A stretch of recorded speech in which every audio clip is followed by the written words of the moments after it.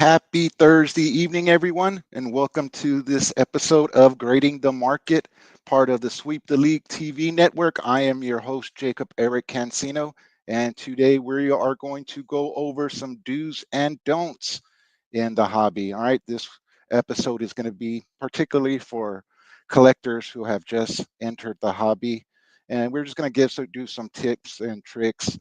Like I said, do's and don'ts, things to look out for, and stuff like that.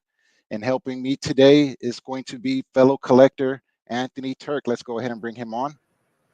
Hey, what's And going on, Jacob? Thanks for having me. no problem, man. How have you been? Good, good, good. Working, family life, How's the hobby collecting been for you cards. lately? What's that? How's the hobby been for you lately? Good, good, good. I got a nice hit here recently. A Marvin Harrison Jr. Nice. Kaboom. So Uh, can't complain. can't complain. Oh, that's right. You shared that picture with us and stuff like Hmm. that. Yeah. So on this, right now, Anthony, we're just gonna go over some do's and don'ts and stuff like that. So, yeah, Rudy Campos, he left the keys to the studio out there, so I went ahead and snagged them up. All right, so we got to make sure we turn off the lights and clean up before Hey, we leave, hey. so that way he doesn't notice anything and stuff like that. While the cat's away, the mice will play, right? Hey, speaking about cleaning up, Anthony, we're going to go ahead and dive right into our first subject. I guess we're going to go ahead and cover our dues. All right. One of my favorite things that I'm always preaching about the hobby is the importance of organizing. Keeping your cards organized. You want to be able to get to them as quick as you can, whether you're in the hobby for selling or you're simply just collecting. It's very important to keep them organized. Share with us how you decided to keep your cards organized and maybe a little bit about the importance of it. Yeah, man, that's a good point, good place to start because like you said, we're talking to beginners here, and as a beginner, you're going to end up with so many cards. You're going to think that every single card is a hit, um, and you may not know if it's a hit or not, and because of that, you're just going to hold on to it until you figure it out, right? And sometimes that pile just gets bigger and bigger, and more likely you're not going to get around to figuring out whether you got a hit, 3 months ago, right? So it's important to organize your stuff so that you don't lose track of what you've got. Easy to access in case somebody gets interest in something that you're not, um, you know, going to hold on to, right? That's not part of your personal collection, your PC. So the way that I do it, right? I've got everything separated by league, and I've got everything separated by rookies and vets. So for Major League Baseball, I've got rookies, a rookie box, those box with the dividers. So I've got one for American League rookies, one for National League rookies, and same for vets.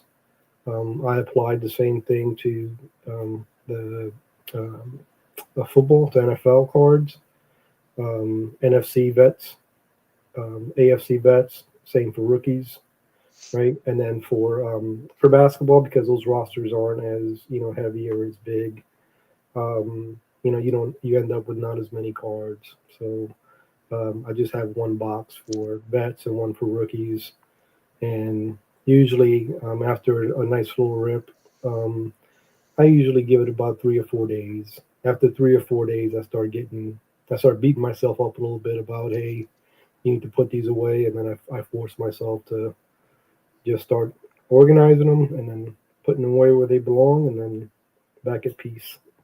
Yeah, exactly. Myself, I just go ahead and I organize by sport and then I break it down to team.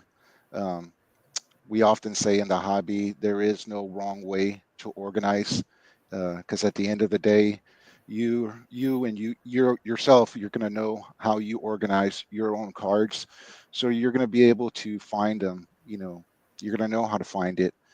And yeah, as long as you keep them organized, uh, you should be all right. But it's a very important tip. Another one that a lot of people oversee is protecting your cards, from like weather and light. What's a good place for you? Where do you keep your cards located at? So right now I just keep them in. Um, they're to the right of me or to the left of me. Uh, You go all um, out and keep them like in a vault or something like that, or you just like have them in a closet, stashed away? so my it's funny um, not necessarily that they're of like high value, right? It's just that just the last year I got into grading the cards. So all my graded cards I put away and um, I got them in a safe. Um, um, with anything that's autographed. I just keep in there outside of the light. There you go. Um, The but light for is the, not for their the, for friend. the most part, I've heard people say that storing it in the cardboard boxes may not necessarily be the best. Um, they've got some like really fancy um, bins, right? These plastic bins where you can just slide your collection in and out, right? And you can stack or put next to each other. It's a pretty cool system. Right? It's just very expensive. So right now, I'm okay with just the boxes. Nothing that I have in those boxes is of like high dollar value. So I'm not too concerned about those. But like you mentioned, as long as you keep it out of the light, um, in a air conditioned space, I think you're okay. Yeah, exactly, exactly. Hey, go ahead and moving on. We're going to move on to another do, and this is a big one. Uh, we're going to spend a pretty good amount of time on this one. This one, it has to do with research. Anthony, there's a whole bunch of different ways to do your research when you're trying to look up a card. Uh, can you share with us what are some of the ways that you do the research if you're going to make like a purchase or something like that? Sure. So the big ones are the two big ones where people move cards or eBay. You have COMC. Check out my collection. I believe it's what or collectibles. I believe is what that acronym is for. Um, and obviously you have a few different places. You've got Golden, but those are for more higher end cards. Um, and then an easy tool is 130point.com, right? There you can just put in the name of your card and search. The difficulty in that is um, you kind of really have to know, um, you have to know the year that you can find in the back of the card. Um, Obviously, the number of the card, the player, obviously, right? When it starts getting tricky is um, if there's a variant, right? If it's a variant of the card, oh man, what is this? Is this variant unique? Is it, is it SP? Is it, what is it, right? So you can go to places like Beckett's checklist, right? And they're usually pretty good and pretty up to date on listing your variant. And for the most part, you can sort of put two and two together on the name of the variant and what the card looks like. And there you can get a better feel for what you have and what to look for. And then you just start pricing. Just I would say to those of you that are looking to flip cards, right? You gotta if you're looking to flip it raw, you got to flip it as soon as possible because they're going to that price is going to go down as more quantities or more variants start coming out and people start losing interest in those. Um, so I'll do that. I'll typically just look up eBay 130 point. Um, sometimes you can go to places like Reddit, scroll through their football cards, baseball cards, basketball cards, subs, um, and sometimes they'll have. You can either just search for the card there, reach out if somebody has a FS on there, which means for sale. Reach out to them. Most people are really cool in this hobby, and you just say, "Hey, what are you asking for that card? Um, and most of the time, 99% of the time, they're going to reply back with a price, or you can negotiate with them, and you can use that as also as a tool for comping the card. Yeah. Hey, real quick, you touched in on selling. I know that you sell quite a few cards yourself. For the collectors out there who are joining the hobby with the purpose of flipping slash selling cards, what kind of advice might you have for them? Whether it be having to do with shipping, whether it have to do with working with the buyer. Can you share some stories about that? Yeah, so a lot of times you're going to find values in going to, and I got to thank you, for introducing me to, the card shops, the local card shops, the LCSs. Um, you're going to find a lot of deals there, right? You're gonna find in my local card shop, they've got 4 to 5 shelves wide that um, are maybe like 10 racks high, all full of 25 cent, 50 cent, dollar, $2 cards. And anytime you go in there, you're always going to find somebody there, whether they're, 12-year-old kid with his dad or big brother, um, someone my age, someone maybe even older than me, just shuffling through there looking for, something cool or something of value because um, somebody might go in there, buy a hobby box, buy some, or just, buy a big box and start ripping. And they don't want to keep everything, right? They just want to keep the hits. Um, but then you find out that, you know, 2 years later, that Steph Curry was a hit, right? And it might just be sitting in the side of that 50 cent box, and, um, you know, you strike gold, right? So that's a good place to start looking for cards and try to flip those. Yeah, you know who's a big one and who loves going through the dollar bins Who's is that?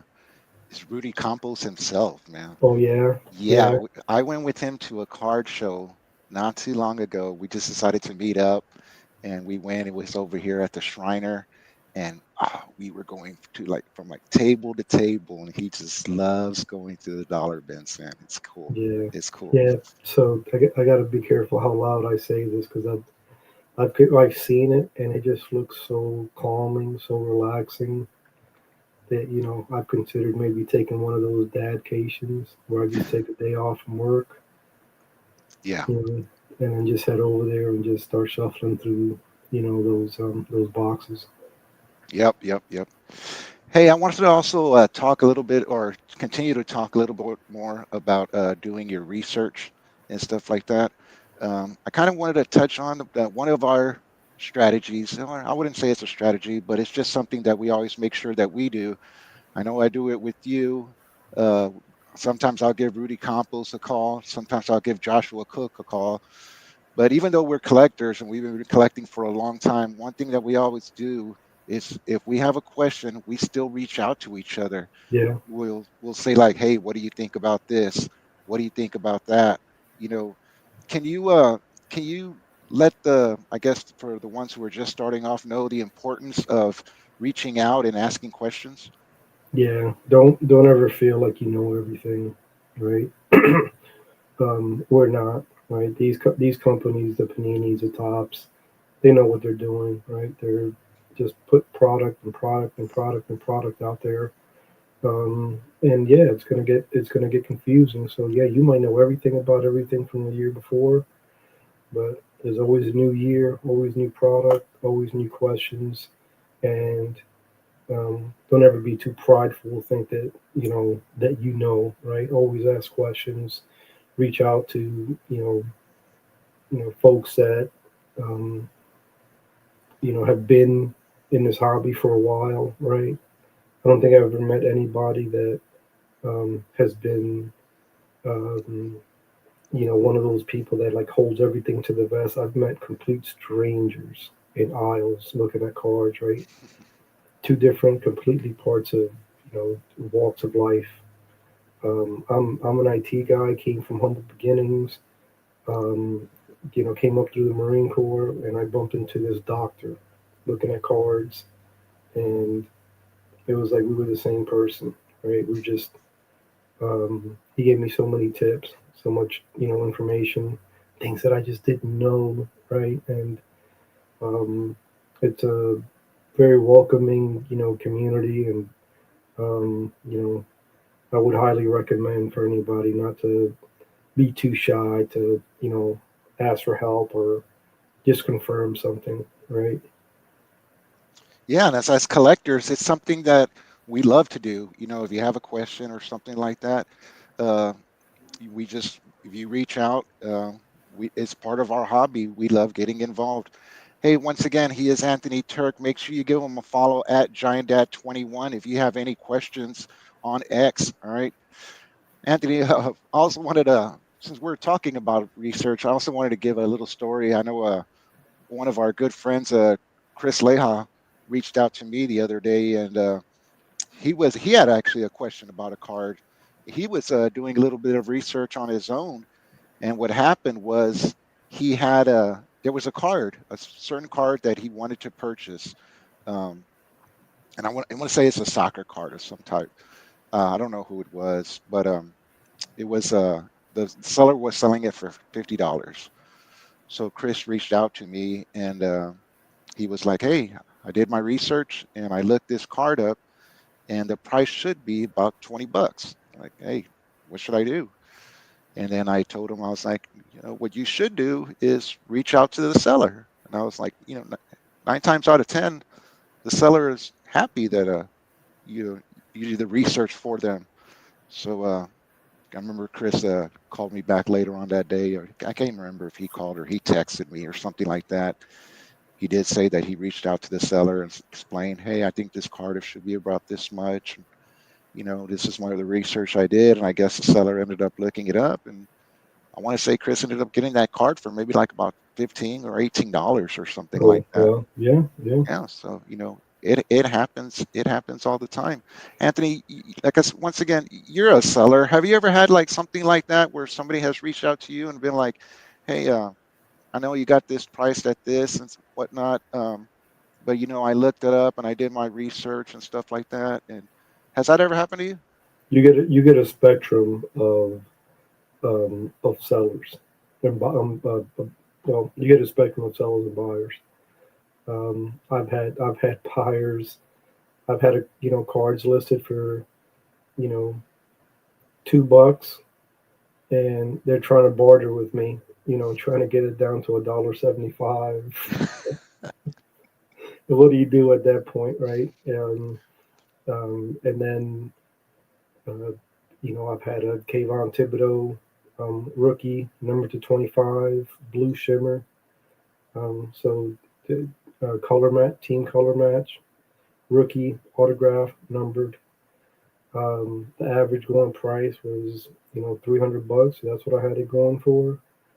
And you get guys who just really want the card, and they come in super low, $100, and um, usually what I'll do is if I don't even entertain. I appreciate the efforts. Don't get me wrong, because I've been there. I just kindly just decline the offer.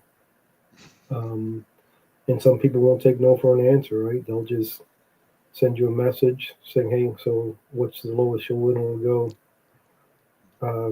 And you just take it from there, right? You don't have to. No one has to be a holes, right? You can just Hmm.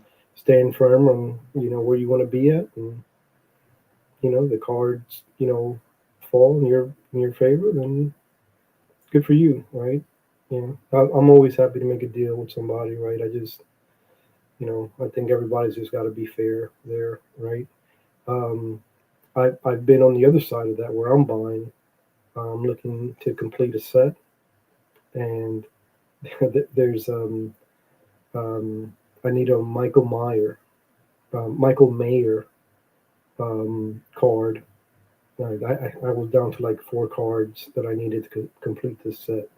there were SSPs from Prestige from last year, and um, the last 2-3 sales were like $15, and this guy had it on there for $50, and I'm like, I sent him a message. He didn't have best offer, as an option, so I just shot him a direct message.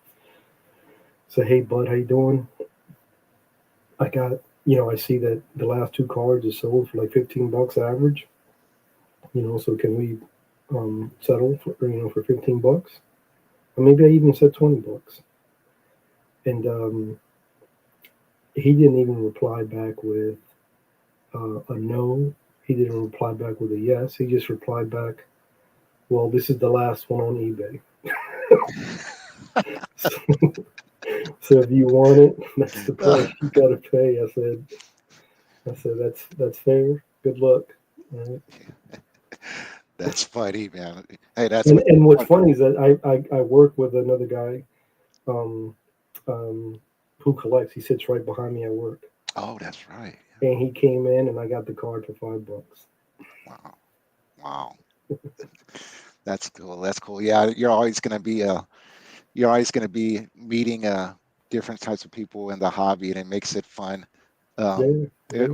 The other day I was laughing too because going back to our good friend Chris Leha, um, I saw that he was having a conversation on X with another collector. And as a matter of fact, they were having a conversation about doing research. Mm-hmm. Make sure you do your research on a card, the importance of it, or something like that. And as a joke, I kind of like wanted to rib Chris, and I could just jumped in, and I was like, Chris, your research is calling me. And like without missing a beat, I think he came back and he was like, but that's still doing research. I just I laughed. I lost. Touche. Yeah, I couldn't. I'll show myself out. Hey, but Anthony, that was pretty good, man. We're talking about a lot of the dues for the collectors who are just jumping into the hobby. Now let's go ahead and spend a little bit of time on the don'ts. Like, hey, stuff to like watch out for. What would you say? I kind of have an idea on what you think it might be, but what would you say is going to be the number one thing to look out for to collectors who are just joining the hobby? So it goes into what we just finished talking about is doing your research, right? But that's kind of hard to do, right? It's kind of like the college kid that comes out of college, right? They've got all this debt for college tuition, right? And they're qualified for this job, right? But the job requires you to have 10 years of experience, right? Um, it's sort of like the same thing when you're starting with cards, right? You do your research, but you don't even know where to start, right? You don't know what's up, what's down, what's left, what's right, right? You just all you see is this cool card in front of you of this player that you love, right? Um, so what I would recommend, right, is to that's fine, get excited, right? Like, oh my God, this card looks amazing, right? There's nothing wrong with that, right? But before you make any major decision, right, sort of ride that wave of emotion out for a bit, right, and just sort of let yourself get over that excitement, right? And then when the dust settles, right, start, you know, or maybe even while the dust is settling, right, start researching, start looking at the card, go to the 130 point, go to eBay.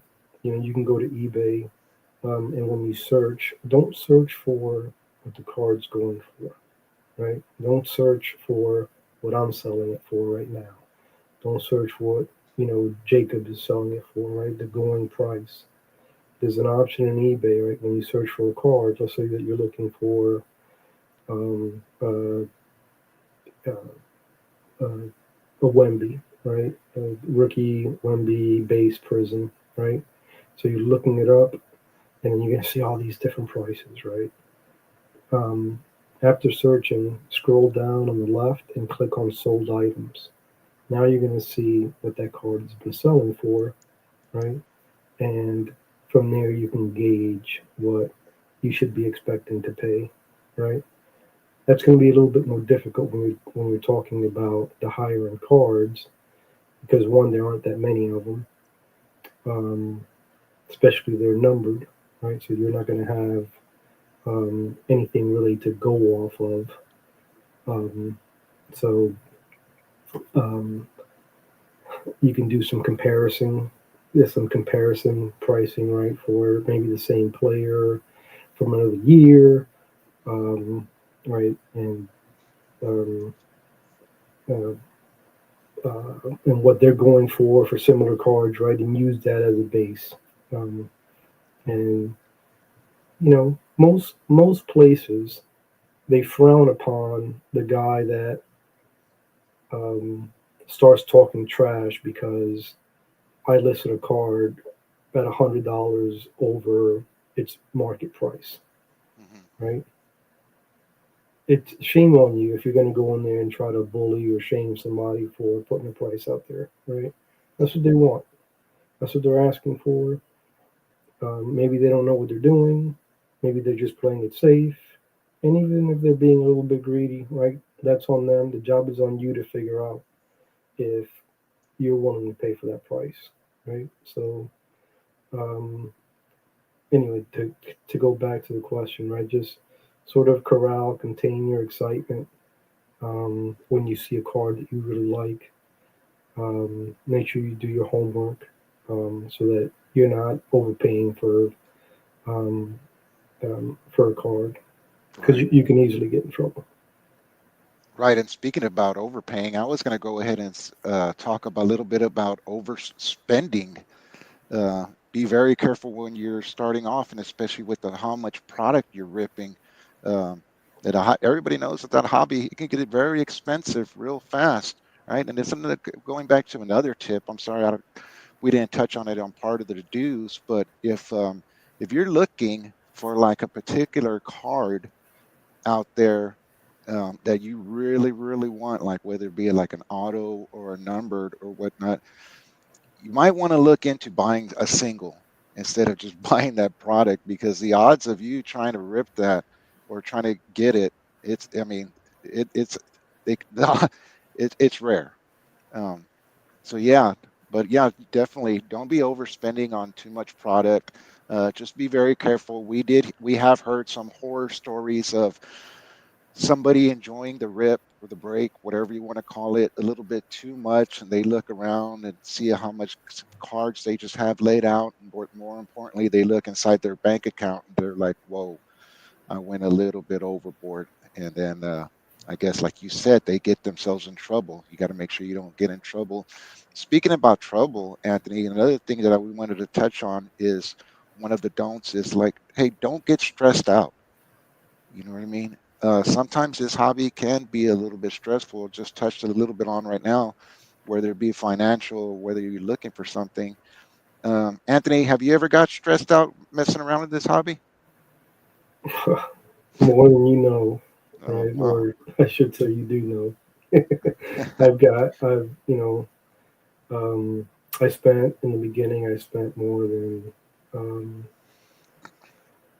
more than I should have, right? Mhm. I think we all have. I think I even became a little bit um, um, sneaky with the wife not telling her, and eventually she found out, and um, we had to have a sit down, right? And It can get serious sometimes. yeah, and one, if you get busted like that, just be a man, admit your fault, right? And realize that, hey, I need to take a step back, right? Um, I will say that I love this hobby, right? Um, and that was part of the conversations. I said, I'm not going to stop, right? But I am going to peel back, Mhm. right?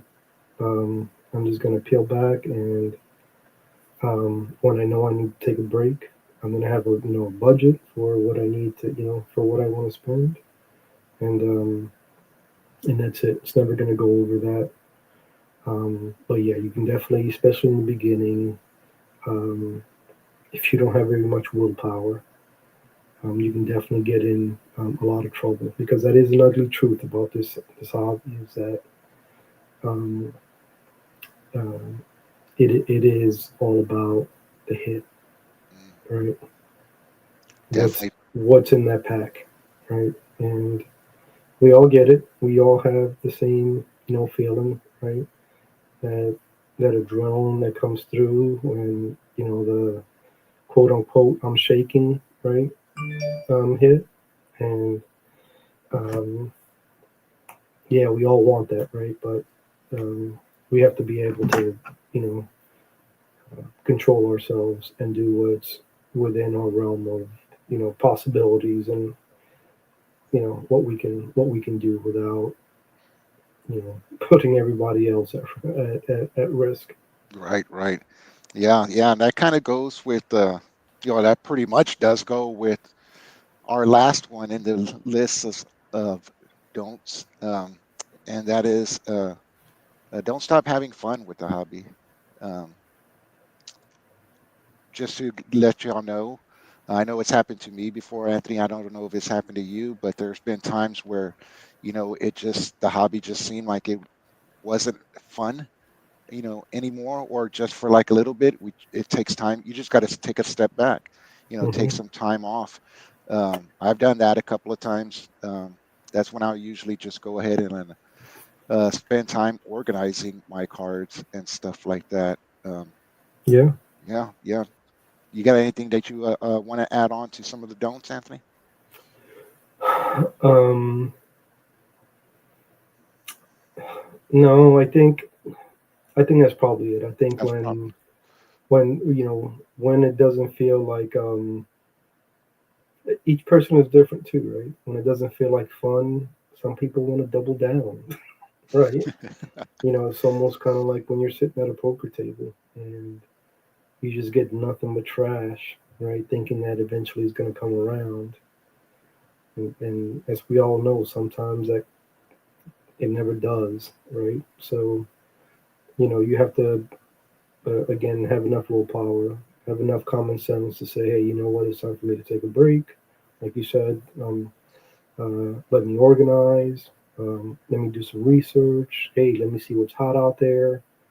Um, um, there's and be careful with what I'm getting ready to say, because this could also add fuel to the fire, right? You could be taking a break, and then you say, okay, let me start looking at, who's hot, what new prospects are out there, right? And you're not the only one doing that. So are other people, right? So then that might be a trigger for you, like, oh my God, I got to jump on this horse before, the price of this new player starts to skyrocket, right? So just be mindful, start looking, do some research, right? Just get some information. You don't necessarily have to take any action on that information, right? But just, um, there are ways of staying in the hobby, and staying, um, in the middle of everything without, having to spend any money. Once again, he is Anthony Turk. Make sure you're giving him a follow. That's going to be at Giant Dad 21. And then make sure you're giving me a follow as well at Jacob Eric C if you aren't already. All right, we're going to begin to start wrapping this thing up before the sweep the league crew starts walking in here and they catch us. All right, we gotta gotta clean up and stuff like that. But hey, if y'all like what y'all saw, make sure you hit the thumbs up button and go ahead and leave some comments. Make sure you also subscribe to Sweep the League TV.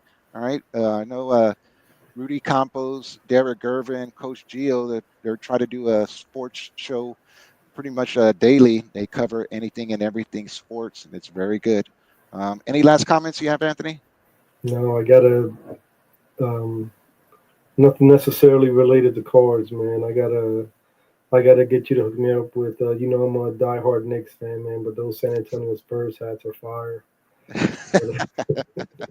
There you go. He is Anthony Turk once again.